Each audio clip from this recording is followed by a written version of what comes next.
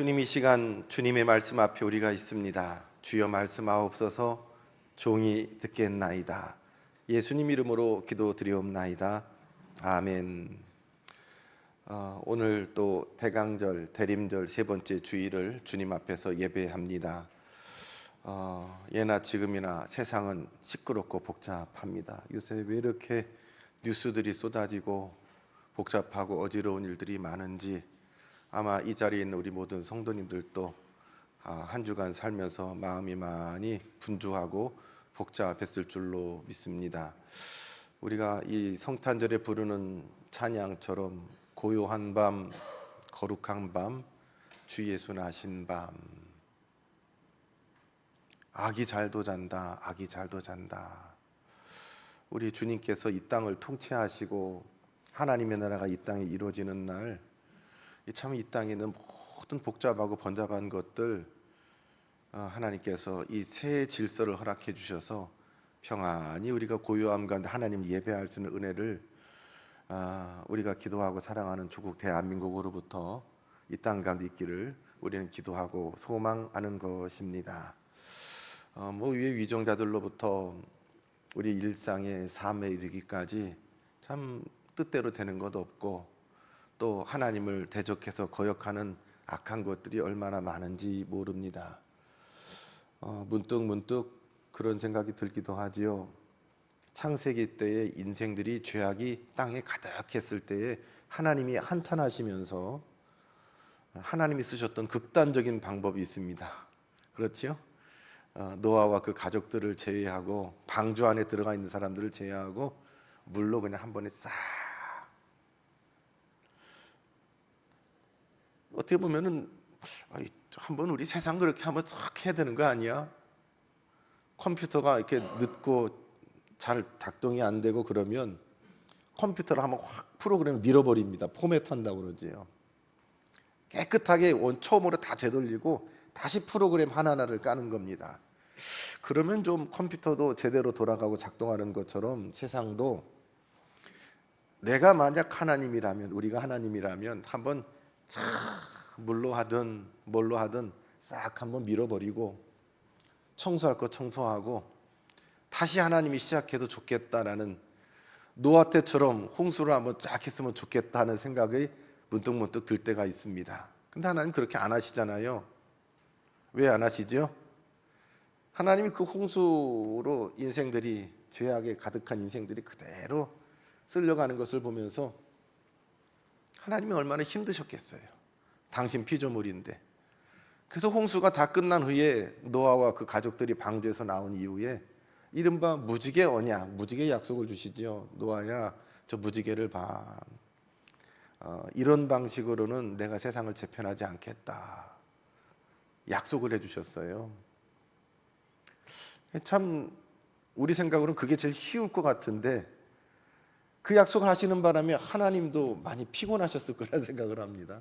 한번 쫙 해버리면 끝나는데 그거 되지도 않는 사람들을 하나하나 다 일일이 고쳐 쓰려니까 얼마나 힘들까. 우리가 봐도 사람은 그렇게 쉽게 변하는 존재가 아니고 우리끼리도 사람을 고쳐 쓰는 거 아니라고 하는데 그 사람 하나하나 고쳐서 다시 세우려니까 얼마나 하나님 힘드실까.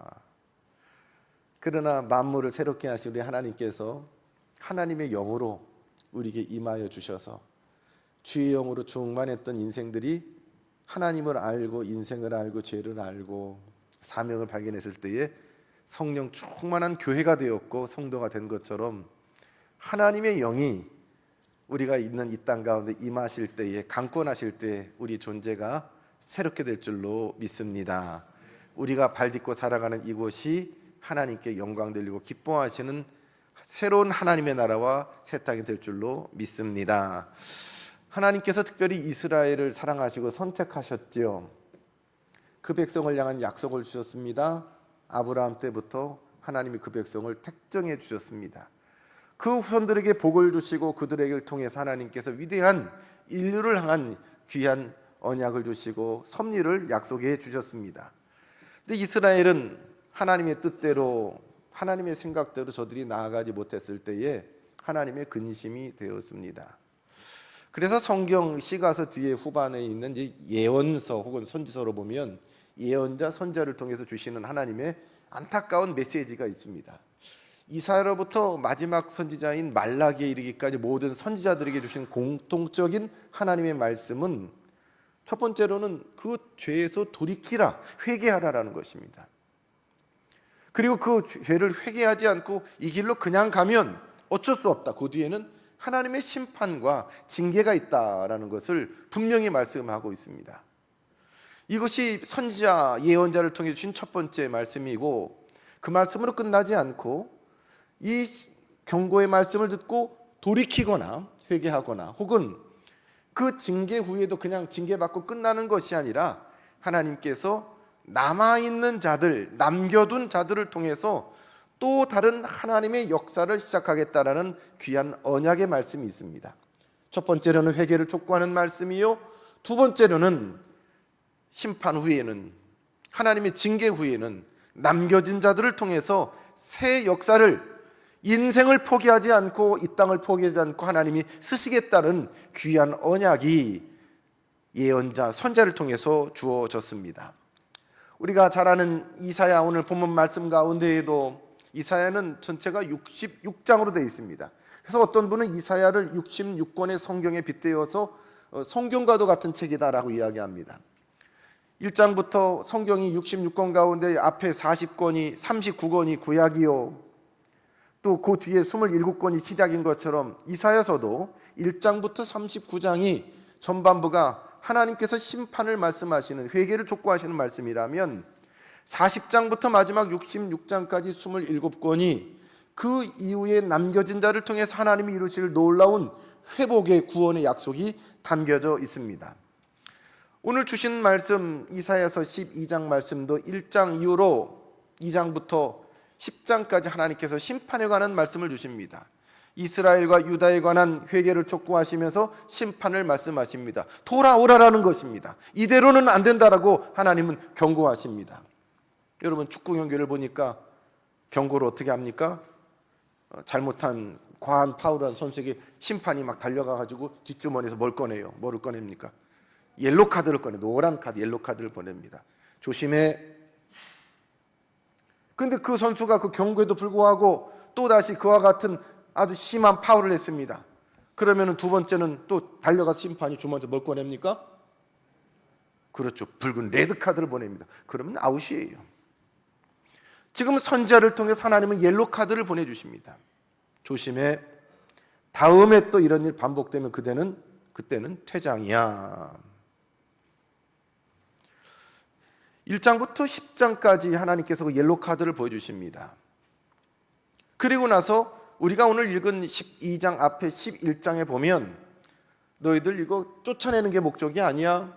너희들 징계하고 야단하고 꾸짖는 게 목적이 아니야. 나는 너희들에게 줄 이런 세상을 꿈꾸고 있어. 너희들이 나의 경고를 마음에 새기고 살아간다라고 그러면 11장과 같은 새로운 세상을 너희들이 나와 함께 경험하게 될 것이야 라고 하면서 11장으로 하나님께서 보여주십니다.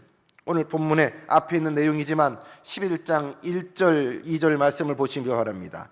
이새의 줄기에서 한 싹이 나며 그 뿌리에서 한 가지가 나서 결실할 것이요, 그의 위에 여호와의 영 곧 지혜와 총명의 영이요 모략과 재능의 영이요 지식과 여호와를 경외하는 영이 강림하시리니.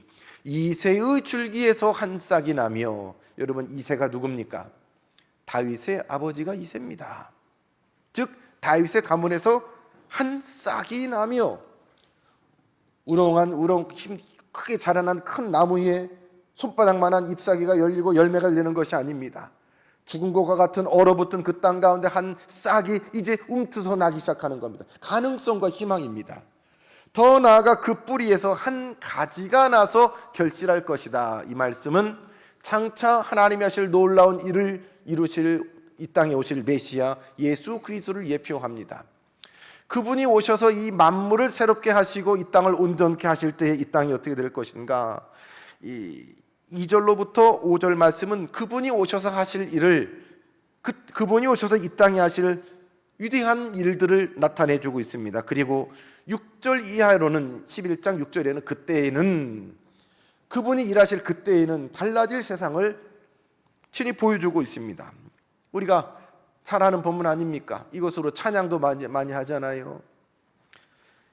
6절에 보면 그때에 이리가 어린 양과 함께, 표범이 어린 염소와 함께, 송아지와 어린 사자가 살진 짐승이 함께 있어서 어린아이에게 끌리고, 7절에 암소와 곰이 함께, 그것들의 새끼가 함께 엎드리며 사자가 소처럼 풀을 먹을 것이며, 젖 먹는 아이가 독사의 구멍에서 장난하며 젖된 어린아이가 독사의 굴에 손을 넣을 것이라. 우리가 아는 경험과 상식 밖의 새로운 질서입니다. 도저히 둘이 같이 할 수 없는, 양립할 수 없는 그 관계와 그 가치들이 이제는 하나님, 그가 보내실 메시아 예수 그리스도를 통해서 새롭게 재편되는 그 세상을 이야기합니다. 죽었다 깨어나도 저 사람은 안 돼. 무슨 일이 있어도 저 두 사람은 회복하기 어려울 거야. 나는 그 사람 용서가 안 돼. 저 둘은 안 되지. 우리는 살아가면서 그런 거를 많이 경험을 하지요. 마음에 기대를 갖고 있는데도 저가 내 마음만큼 다가와 주지 않을 때에 우리는 그와의 거리를 다시 재조정합니다. 이미 우리는 70여 년 동안 같은 한민족 공동체였지만 이 전쟁 이후에 같이 가지 못하고 지금 여전히 이러고 있지 않습니까? 대한민국이라는 좁은 나라 가운데에도 우리가 온전히 하나 되지 못하고 이념과 정치적인 성향에 따라, 지역에 따라, 가진 자와 그렇지 못한 자에 따라 우리가 같이 가지 못하고 반목하는 우리 현지인의 삶을 우리가 경험하고 있지 않습니까? 근데 그때에 하나님께서 우리에게 이루어 주실 그 또 다른 질서로 가득한 그때에 어떻게 이리가 어린 양과 같이 있습니까? 물론 동물원에 가서 보니까 같이 있기 어려운 게 같이 있긴 하더라고요. 큰 구렁이가 있는 그걸 지나가다 보니까 그 구렁이가 있는 그 공간 안에 쥐가 한 마리 벌벌벌 떨고 있어요. 쥐가 한 마리. 먹이로 줬는지 잘못 들어왔다 못 나가는지 모르겠는데 벌벌벌 떨고 있어요.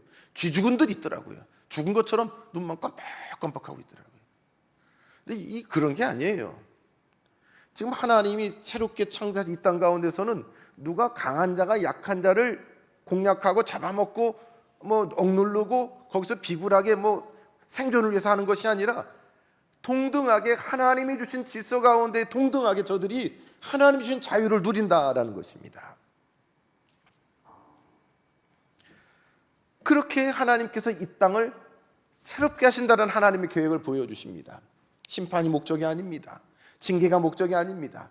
하나님은 분명히 이사야 11장에 관한 꿈을 이스라엘을 통해서 갖고 계시고 더 나아가 우리 모든 인생들에게 약속하신 것입니다. 그 약속을 받았지만 이 약속을 받은 저들의 삶의 자리는 여전히 처절합니다. 아무것도 바뀐 게 없어요. 달라진 게 없어요. 그런데 지금 내 삶이 너무 비참하고 너무 처참하고 앞에 어떤 희망도 찾아볼 수 없는 그 광경 가운데에 이사야 11장 말씀으로 말씀하실 때에 무슨 구름 잡는 소리냐, 무슨 비현실적인 소리냐라고 그들은 듣지 않았습니다. 이 말씀을 아멘으로 받았습니다.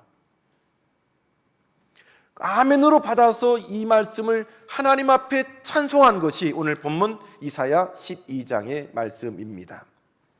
그래서 어떤 분은 구약 성경에서 가장 아름다운 찬송시가 오늘 시 이사야 12장 1절로부터 6절 이 말씀이 가장 아름다운 찬송시라고 말합니다.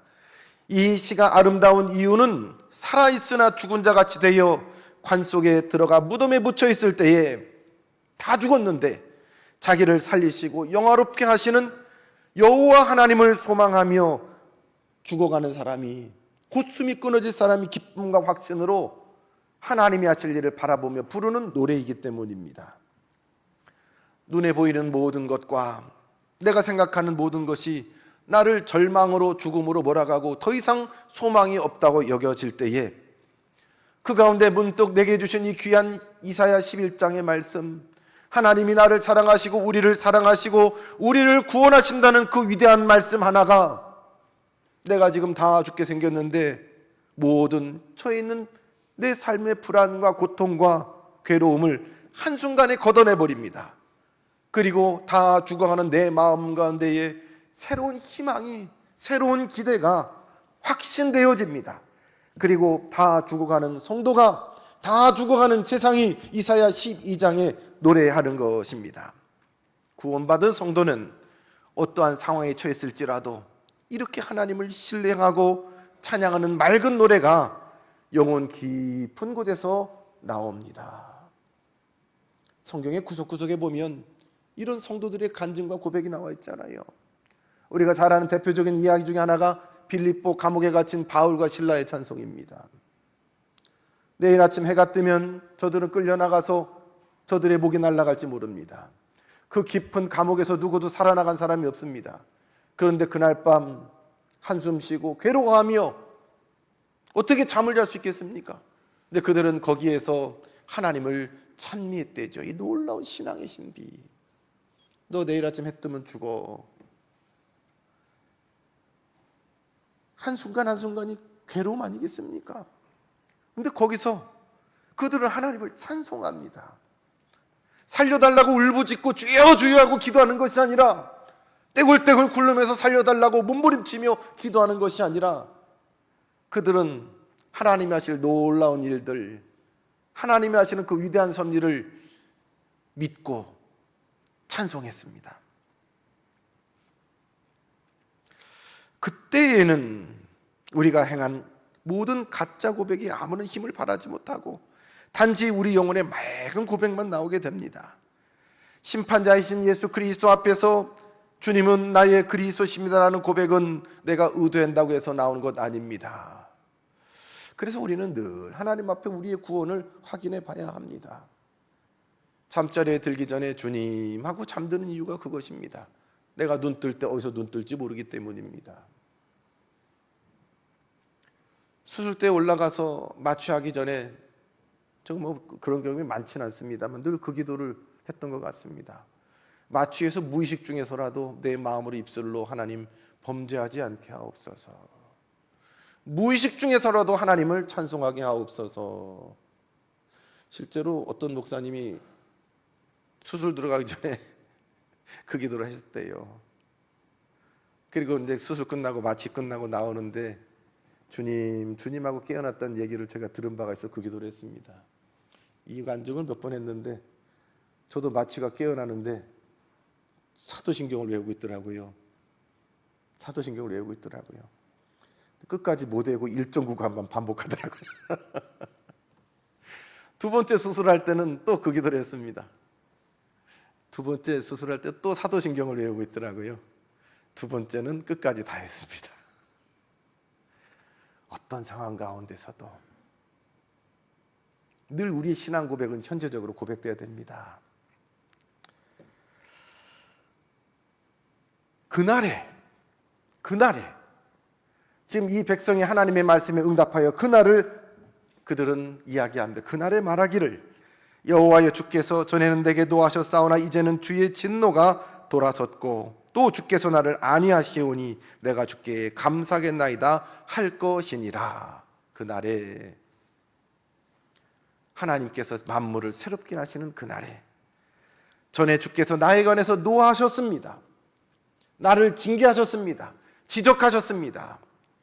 그러나 그 이후에 주의 진노가 돌아섰고 주께서 나를 안위하시오니.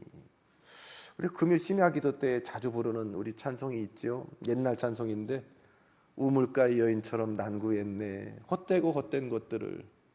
그때 주님 하신 말씀 내 세매와 샘물을 마셔라.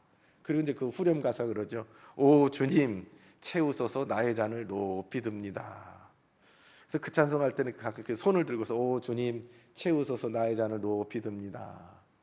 이 잔에 하나님께서 하나님의 은혜로 하나님의 것으로 가득 채워주려면 첫 번째 우리가 해야 될 일이 있습니다. 뭘까요? 높이 드는 것보다 먼저 해야 될 거요?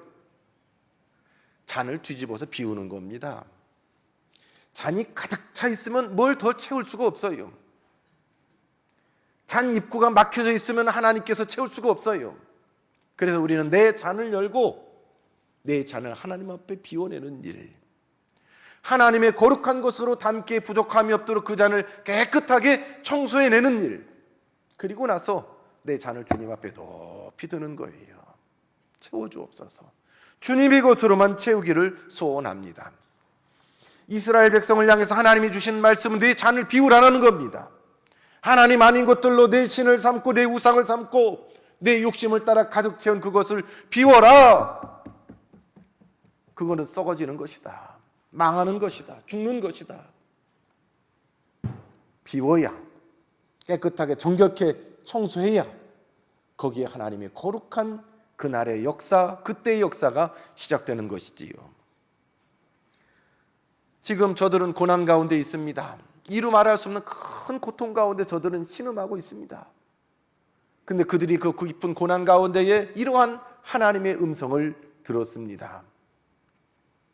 아무것도 달라진 것 없는데, 어떤 희망도 당장 눈앞에 보이지 않는데 그들은 그것이, 이 하나님의 말씀이 믿어졌습니다.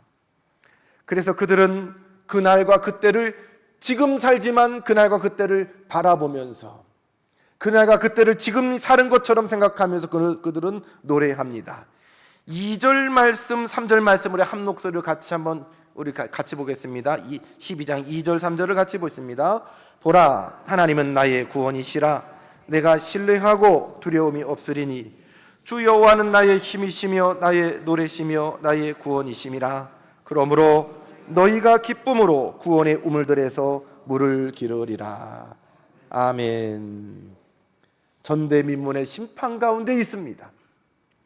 저들을 탈탈 털어 비우게 하시는 하나님의 강권하시는 역사 가운데 있습니다. 스스로 비울 수 없을 때에 때로는 하나님이 여러 가지 모양으로 저들을 흔드셨습니다. 외부의 세력으로부터 침략을 받기도 했습니다. 큰 가뭄으로, 장기간의 가뭄으로 비가 나서 흉년을 겪어서 경제적으로 저들이 곰핍하게 했습니다. 병들게 했습니다. 그 가운데 강렬한 하나님의 음성을 듣고 스스로 비운 인생도 있는가 하면 여전히 그들의 궁핍을 이 땅에 있던 걸로 채우려고 하는 인생들이 있었습니다. 하나님은 그 백성을 심판하셨습니다. 심판하실 때 하나님은 그 가운데 몇 명을 남겨두었습니다.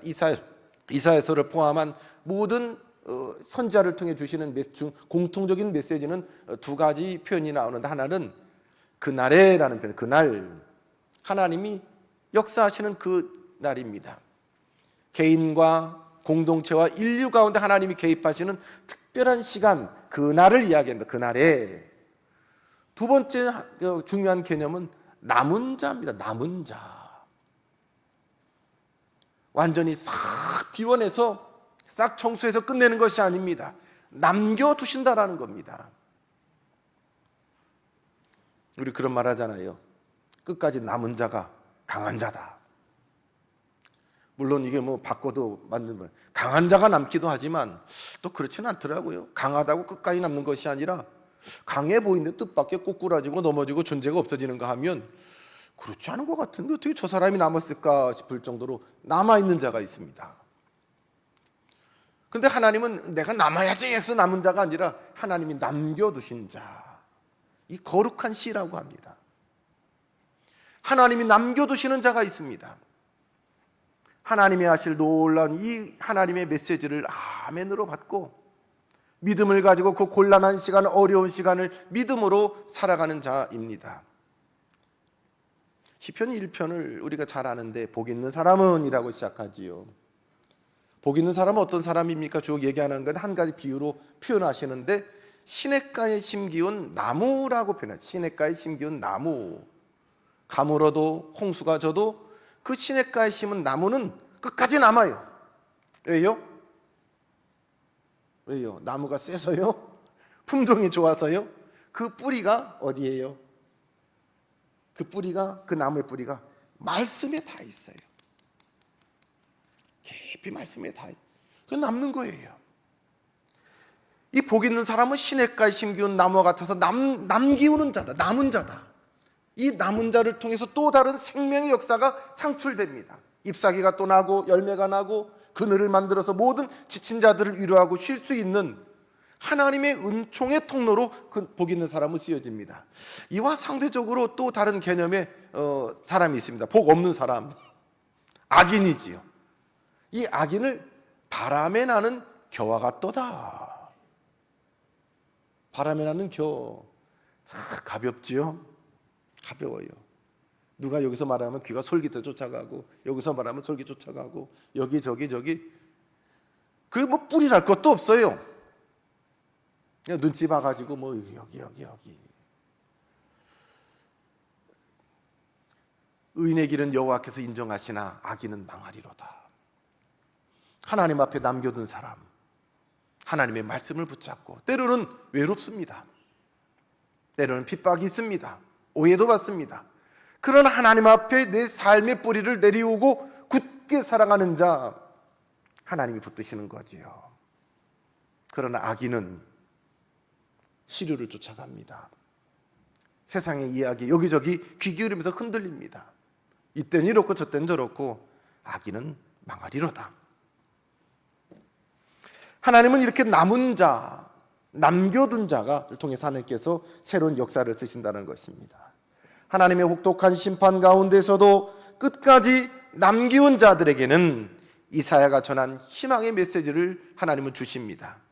끝까지 남은 자, 말씀을 붙잡고 끝까지 남기운 자, 그들은 장차 메시아가 오셔서 가져다 주실 놀라운 평화의 나라, 하나님의 나라를 소망하며 자기 자신을 돌아보며 늘 회개하며 자신의 연약함과 죄를 사해 주실 것을 믿으며 눈앞에 보이는 절망적인 삶의 신음과 절망을 넘어서 하나님의 때를 기다리는 사람입니다.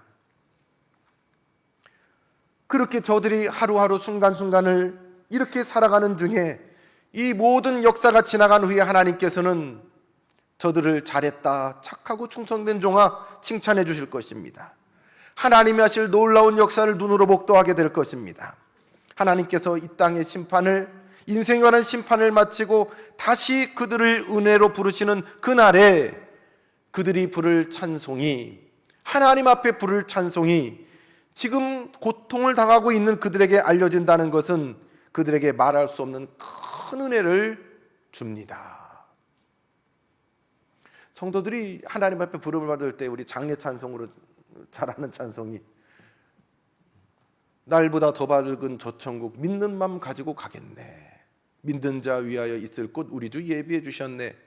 며칠 후 요단강 건너가 만나리. 며칠 후 할 때쯤에 유족들은 벌써 다 통곡하고 난리가 났지. 이 찬송은 굉장히 영광스러운 찬송이고 은혜의 찬송이고 소망의 찬송입니다. 며칠 후 지금 누워있는 이 성도들도 이 임종의 순간이 끝나고 나면 이후에 펼쳐질 가보지 않은 하나님의 나라를 그는 이미 소망하며, 그리고 내가 발딛고 있지는 않지만 알고서 가는 길입니다. 알지 못하고 가는 것 얼마나 두렵습니까? 이게 참 두려운 거예요. 그런데 하나님의 백성들에게는 미리 보여주세요. 그 놀이동산 같은 데 가면 뭐 유령의 집, 귀신의 집 뭐 이런 거 여러분 옛날에 가보셨어요? 저는 성도들하고 어디 갔다가 한번 갔던 기억이 있는데, 그거 뭐 어릴 때는 모르는데 우리 어른 돼가지고 그까짓 거 무섭게 뭐가 있겠어요? 뻔하죠. 갑자기 뭐가 툭툭 튀어나오거나 튀어나와야 뭐 내가 만들어도 만들겠어. 뭐 도깨비 뿔나무 같은 거 뭐 들고 나오기도 하고, 뭐 처녀 귀신 같은 거 인형 만들어가지고 덜컥 나오기도 하고, 무슨 바람이 씩 나오기도 하고, 우장창하는 소리도 나기도 하고, 그거 무서워하는 사람 없어요. 근데 참 그거 잘 만들어놨지요. 일단 앞이 안 보이게 깜깜하게 만들어 놓습니다. 예측이 안 되는 거죠. 그리고 이건 길을 곧장 쭉장 벗어놓은 것이 아니라 꼬불꼬불 미로처럼 만들어 놨어요. 탁 여기만 이제 꺾고 가면은 뭐가 나올 것 같긴 같은데, 뭐가 나와도 그게 무섭진 않은데 예측이 안 되는 게, 예상이 안 되는 게 밑에서 나올지 옆에서 나올지 위에서 나올지, 이게 참 이게 걸음을 이렇게 무겁게 하고 망설이게 하는 거지요. 모르는 길을, 알지 못하는 길을 한 걸음 한 걸음 나가는 것이 우리의 삶의 조바심을 내게 하고 우리를 두렵게 합니다. 더더군다나 지금 이 이사야를 통해 주시는 말씀을 듣는 이 백성이 처한 상황은 저들이 살았던 어떤 시대보다도 암울하고 고통스러운 시간을 살고 있습니다. 앞으로 더 얼마나 어려운 시간이, 고통의 순간이 올지 모르는 그런 시간을 살아가고 있을 때에 하나님께서 이 백성에게 뭐 지금 잠깐은 이런 일이 있지만 궁극적으로 나가면, 저쪽으로 나가면 이런 세상이 계획되어 있다라고 하나님께서 말씀해 주실 때에 소망이 생깁니다. 아, 이거 이렇게 나가면 곧 끝나지, 여기까지지. 여러분, 그 미로 같은 거기에 갇혀가지고 못 나온다고 생각하세요. 해보세요. 여기에는 출구가 없습니다. 입구만 있지 출구가 없습니다. 뭐 얼마나 그 상황으로 고통스럽겠습니까? 그러나 하나님은 저들에게, 이 입구에 들어가는 우리들에게 하나님께서 우리에게 출구를 보여주십니다. 하나님께서 저들을 심판하시고 그 이후에 그들을 은혜로 부르는 그날에 그들이 부를 찬송가가 지금 고통당하는 그들에게 알려졌을 때에 저들의 현실의 삶은 고통이었지만 그들에게는 큰 위로와 희망이 되었습니다. 그래서 그날에 부를 찬송을, 이 모든 상황이 종료되고 하나님이 이루실 새로운 질서의 날을 살아갈 그때 그 부를 찬송을 지금 그들에게 알려주심에 고통의 깊은 한가운데에 광명한 그 찬송을, 이 시험이, 이 고난이 다 끝난 것처럼 저들은 찬송하고 있는 것입니다. 교회가 지금으로 도저히 따라 부를 수 없는 그 노래를, 그러나 언젠가 그들이 큰 기쁨으로 부르게 될 그 노래를 이사야는 교회를 위해서 먼저 불러주는 선구자의 역할을 하고 있습니다. 하나님의 영을 충만하게 받으신 예수 그리스도를 통해서 이스라엘의 평화가 온다면 모든 사람이 다음과 같이 하나님께 경배의 찬송을 드릴 것입니다. 내가 주께 감사하겠나이다. 그렇습니다. 하나님의 사람들, 성도들에게 하나님이 주시는 이 찬송이 있습니다. 우리는 오늘 신학자가 말한 것처럼 이미, 그러나 아직은 아닌 우리 시간과 공간을 살아가고 있습니다. 하나님은 우리의 삶을 이미 예정하셨고 섭리하셨습니다. 우리의 구원도 2000년 전 예수 그리스도의 십자가를 통해서 이미 완성해 주셨습니다. 그러나 우리가 하나님의 백성으로 온전하게 이 땅의 모든 죄와 무관하게 살지는 않습니다. 영원하신 하나님 나라에 이를 때까지 이 땅에서 우리가 이미 이루어진 구원을, 장차 온전히 이루어질 구원을 바라보면서 우리는 지금을 살아가고 있습니다. 그것은 사명의 시간입니다. 나만 구원받는 것 아니라 하나님께서 이 땅에 펼치실 위대한 구원의 사명으로 우리에게 주셨으므로 우리는 지금 이 순간순간들을 살아가고 있는 것입니다. 이스라엘 백성들은 이야기합니다. 여호와여, 주께서 전에는 내게 노하셨사오나 이제는 주의 진노가 돌아섰고 또 주께서 나를 안위하시오니 내가 주께 감사하리이다. 하나님의 음성을 들을 때에 저들의 지나간 모든 시간이 해석되었습니다. 저들의 자리도 어디쯤 왔는지 가늠되었습니다. 그래서 당장의 눈앞에 있는 어떤 위협도 두려움이 될 수가 없습니다. 출구가 보이기 때문입니다. 하나님의 말씀을 보니 지나갔던 시간이 보이고 이 자리가 보이니 이 자리에 어떤 위협이 있어도 이게 끝이 아니지. 비유가 적절할지 모르겠지만 남자분들 군대 가시면 똑같이 너나 나나 없이 하는 이야기가 있습니다. 거꾸로 매달아놔도 뭐는 돌아간다? 예, 뭐가 돌아가요? 예, 국방부 시계는 돌아간다. 거꾸로 매달아놔도 국방부 시계는 돌아간다. 출구가 있으니까요, 지금 당장 이게 힘들고 저게 힘들고 고통스러워도 가는 거예요. 하나님께서 이스라엘 백성 가운데 출구를 보여주십니다. 이 시간 예수 그리스도를 구주로 고백하는 우리들에게도 하나님이 하실 놀라운 일들을 이미 보여주셨습니다. 우리는 그것을 바라보면서 한 걸음 한 걸음 나아가는 분들입니다. 그것을 바라보고 기대하고 소망하면서 주님 앞에 우리에게 주신 소명을 감당하며 살아가는 사람들입니다. 하나님은 영생으로 부른 자들을 결코 더러운 모습 그대로 남겨두지 아니하시고 그들을 용광로에 집어내어 재련시키시며 정금과 같이 순금과 같이 나오도록 하십니다. 그 과정에서 우리에게 꼭 필요한 것은 두 가지입니다. 인내와 하나님을 향한 신뢰입니다. 하나님께서 나를 위로하시고 구원의 우물들로 흠뻑 주실 때까지 우리는 어두운 죽음의 골짜기에서 가느다란 소망의 끈을 꼭 붙잡고 끝까지 가야 합니다. 이 과정에 예외는 없습니다. 주님 앞에 철저히 우리의 것들을 비워내야 합니다. 우리가 다음 주에 유아 세례식이 있습니다만, 세례의 의미는 극단적으로 말하면 두 가지지요. 죽음과 새로운 탄생입니다. 우리가 머리에 성부와 성자와 성령이라고 하지만 원래 세례는 물 안으로 탁 들어가는 거예요. 적당히 넣는 것이 아니라 물 안에 우리 존재를 완전히 넣는 겁니다. 이것은 뭐예요? 하나님 없이 살았던 옛사람 아무개는 지금 죽었습니다. 죽음이에요. 넣는 것만 갖고 세례가 아니에요. 계속 넣고 있으면 진짜 죽지요. 꺼내는 거예요. 지금 이 물에서 나오는 이 사람은 하나님의 사람으로 새롭게 탄생했습니다. 우리가 그리스도와 함께 죽지 않으면 그분과 함께 부활할 수가 없습니다.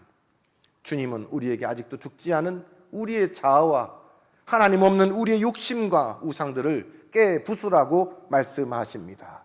깨끗해야, 비워내야 우리는 하나님의 것으로 채워나갈 수가 있는 것입니다. 하나님 우리에게 말씀하십니다. 두려워 말라. 나는 내 방패요 너의 지극히 큰 상급이니라. 두려워 떠는 아브라함에게 창세기 15장에 주님은 말씀하십니다. 두려워 말라. 내가 너의 방패고 너의 상급이다. 나 하나님이 너와 함께 있다라고 주님은 말씀하십니다. 사랑하는 성도 여러분, 많은 것들이 우리를 어지럽게 하고 혼란하게 하고 우리를 그 안에 가둬서 소망이 없는 것처럼 우리를 옥조일 때가 있습니다. 그런 시대가 있습니다. 그러나 우리는 하나님으로부터 왔고 영원한 하나님 나라를 살아갈 사람입니다. 눈앞에 흐트러지는 것으로 마음을 분주하게 놓지 않기를 바랍니다. 주의 말씀에 뿌리를 내리고 주께서 주신 온전한 구원의 여망을 바라보면서 깊은 밤 가운데에도 장차 주실 놀라운 새벽의 은혜를 바라보면서 이 깊은 밤의 시간을 살아가는 우리 성도 되시기를 주님의 이름으로 축복합니다. 주님, 이 어둠 가운데에, 절망 가운데에 하나님이 하실 놀라운 일들을 우리에게 보여주시고 말씀하시니 감사합니다. 주님, 주의 말씀으로 인하여 우리의 몸과 마음이 탈진하여 지쳐서 널브러져 있지만 주의 말씀을 굳게 붙잡고 그 말씀으로 소망을 삼아 한 걸음 한 걸음 우리에게 주신 사명의 날을 살아나갈 수 있는 은총을 허락하옵소서. 예수님 이름으로 기도드리옵나이다. 아멘.